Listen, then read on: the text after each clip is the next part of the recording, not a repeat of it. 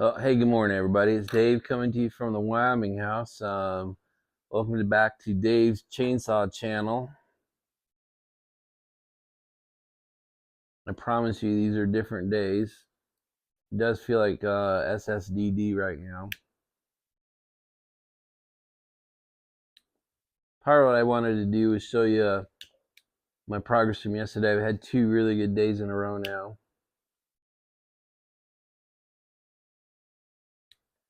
I haven't broken anything in 2 days.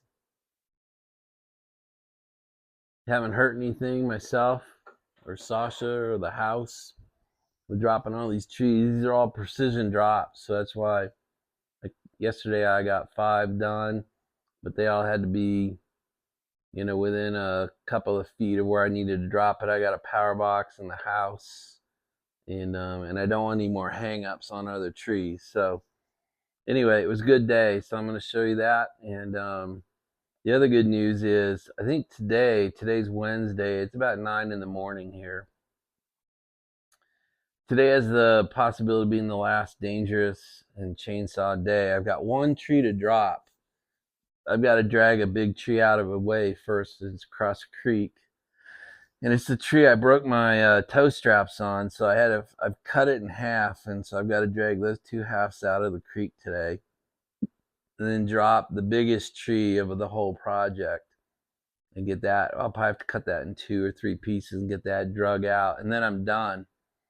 So if I can get those things done today, I'm off the saw, off the ladder, off the janky rigging, off the precision drops. And so this tree's a little dangerous because it's the biggest one I'll be dropping in this project, and it's leaning the wrong way. It's leaning towards the house, so I'm gonna have to put real tension across the creek with the truck, drop it. And but I've done enough now. I feel pretty confident I can do it. So it's nice to be here. A pile pickup will begin tomorrow being Thursday.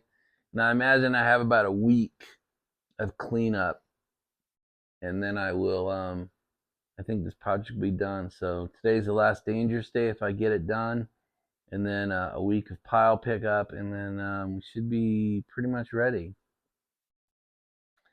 So I've been running the irrigation system on all 10 acres at 150% of what you're supposed to be running it at for 2 weeks now.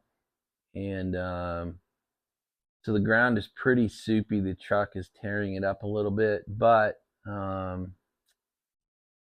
it's great. All 10 acres are pretty soupy wet, so I don't think a fire could start. It's really ember and ash management that I'm most concerned about. I showed you yesterday the bend in the creek and how we're protected on the far side, the east side of the property, and the north side. So that with we have a nice 50-foot buffer all around the house now, and the soupy, and I've got hoses deployed in the front and the back of the house to take care of ember management. The roof is 100% fireproof synthetic cedar shake. So I'm feeling much better. So anyway, I'm going to show you the progress from yesterday, and I'll come back and talk to you some more. All right, guys. So it's Tuesday morning, 10 o'clock. And this is the job. You can kind of see that versus the height of the house. So this tree's got to come down. I'm going to do him. I'll cut him, limb him, buck him up, and put him as a pile right here. These 4, much taller, much bigger. What I'll do is I'll drop them down here and then chain drag them out to the pile like I've done the others. So that's the goal for today. Get this clump done, get this guy down. And that will only leave 1 tree, that big guy over there. I don't think I'm gonna do that today. Done the last pull for this side of the house. I just thought I'd show you the mayhem and chaos I've created. Drug them all up here. You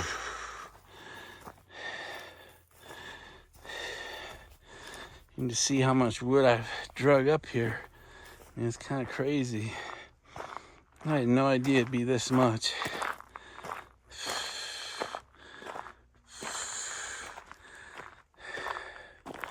Probably 20 trees.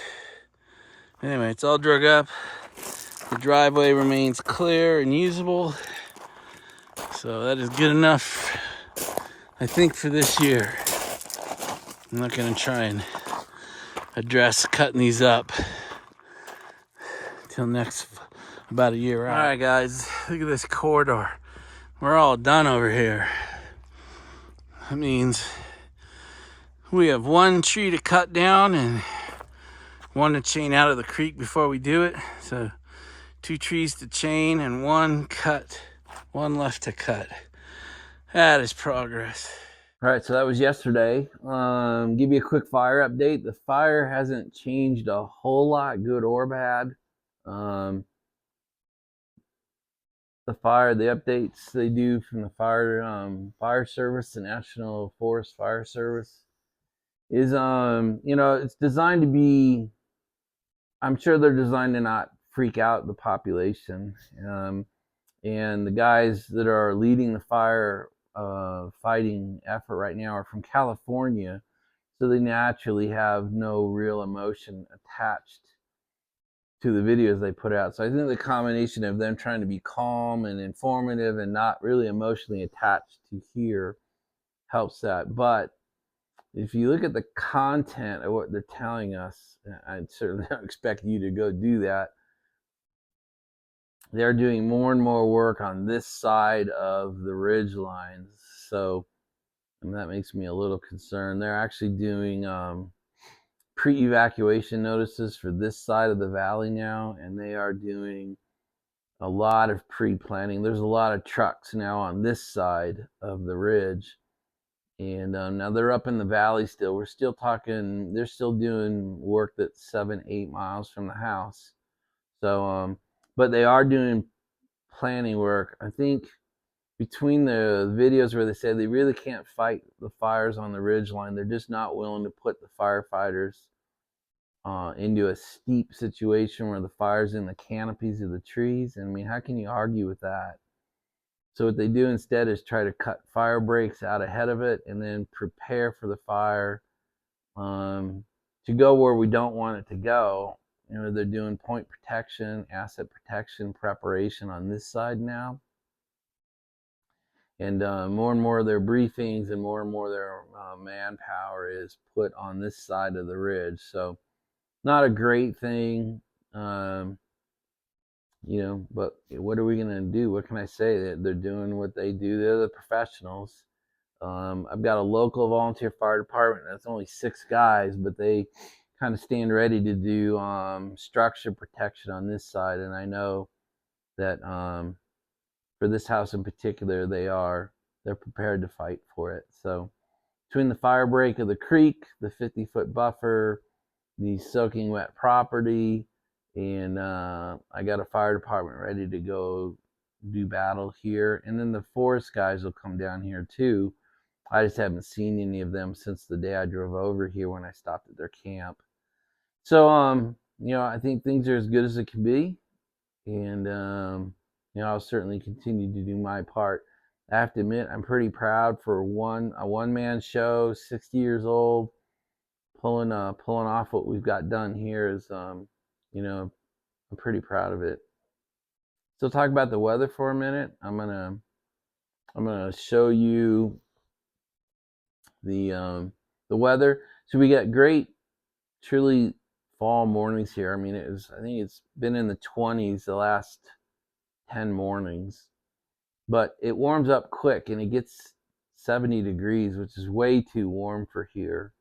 It hasn't rained here in a month, and it's not going to rain here at least through Halloween and maybe longer. So, and the humidity starting to drop like it always does this time of year. We have a lot of days now that are below the firefighters' limit of 20% humidity. When it drops below 20%, it really turns into a red day for them, a red flag day.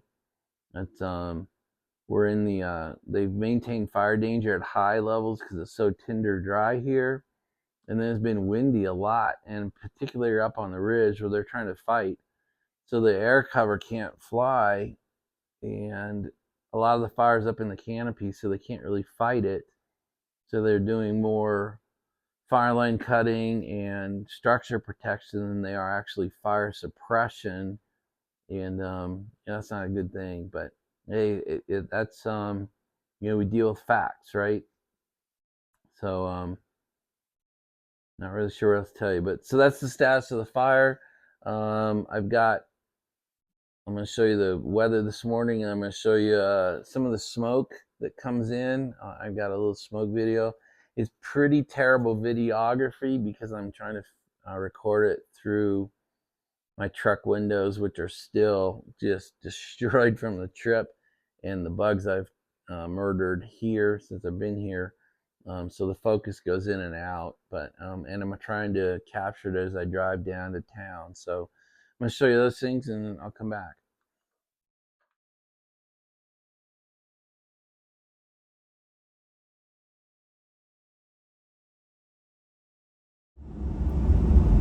Sorry for the windshield, but look how smoky it is. Can't even see the hills.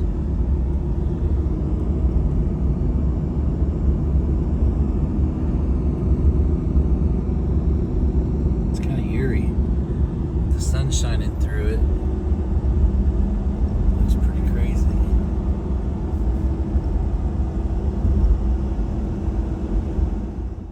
So I guess one thing I'll talk about real quick is risk management, and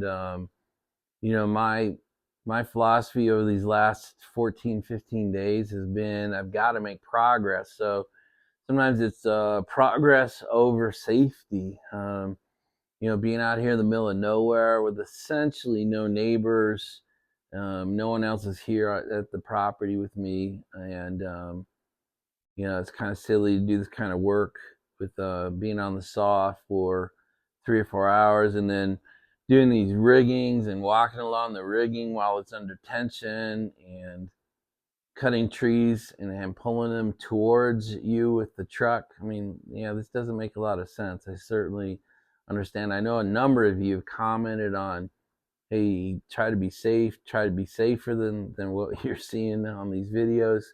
And the fact is, I've always been a risk taker my whole life, and this project is no different. So today will be another risk day, and then hopefully I can come on tomorrow and tell you that part of the project is done, because pile pickup is essentially a no risk operation. I guess I could drop a log on my leg or something, but it's just not too much of an issue. The other thing I'll tell you is I am being pretty smart about it in that I know after 3 or 4 hours I start to make small mental mistakes, and as soon as I see myself doing that, I pretty much end the day. So that's why you see me doing 5 trees this day and 6 trees yesterday and really 1 tree today. That's part of how I manage the risk, so I don't get too fatigued in the process and then make really stupid mistakes. So don't do that. I don't rush it. Each tree takes a while to drop because the saw work is the easy part. It's really the thinking part about what way is this tree leaning, where are the limbs going to pull it, where are the limbs on the trees that surround it, how do I not hang this tree up on another stand of trees, how do I not hit the power box, how do I not hit the house, how do I cut it in such a manner that I'm very slow in how I cut because I'm listening. As soon as you can hear the trees start to fall or start to crack, you got to step back and is it going or is it leaning the way I want it to? So the wedge cuts are pretty easy once I figured out how I want them to face. It's the back cut that I do very slowly. So I think we've done it as intelligently as we can do it as a one-man show. So that's just a little discussion about risk. The other thing I probably haven't been very good about is showing you that it's not all hard and work here. I still do all my morning routine, and then I do my 4 hours out on the property doing this project, and then I head into town. I have a great time with my guys. I spend some time with Sasha, and she's a little salty that I'm not taking her on her 2-3 mile walks, but I'll get back to that in another week or so. But I've got some shots of her having a good time down at the lounge. She definitely feels comfortable there. She loves going there. And then one of her best friends showed up, Cooper, yesterday. So there's some shots of her actually having some playtime with Cooper at the lounge. So, and then on the drive home last night, it's pitch dark, but as I came into the property here, a big giant bull moose walked across the property or walked across the road, literally right in front of me. Just that slow saunter that those big bull moose have. And it was in the pitch dark, but my headlights really were caught him well. So I didn't get a video of it because he was moving, and I didn't even realize what my eyes were seeing until he was across the road. So anyway, it's not all bad. It's all, it's good. I love being here. I love this property. I'm paying the price a little bit of the guy who owned the property before me did essentially no forest or tree or property management in those 21 years. So anyway, just kind of catching up on that. So we should be, though, in really good shape at the end of today, and then in really good shape even with pile management, within about a week. So far so good. You can't worry about the things you can worry about. Don't worry about the things you can't worry about or have any impact on, and then know the difference. And I think we're doing that good, or doing it well here. So that's it. I'm going to show you the videos of Sasha having a little bit of fun, and we will talk to you again tomorrow. Bye, everybody.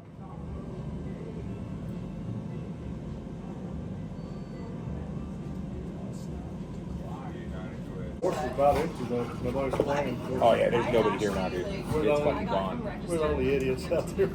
4 of us out there So playing. he flew with me to Vegas, which was fun. Hey, you, get out of the chair. There you go. Good job. Flip her off. Oh boy. Oh. You're so ferocious. He couldn't get his ball going. Oh yeah. Oh, I got snorting. Oh, I missed it. That was a perfect opportunity.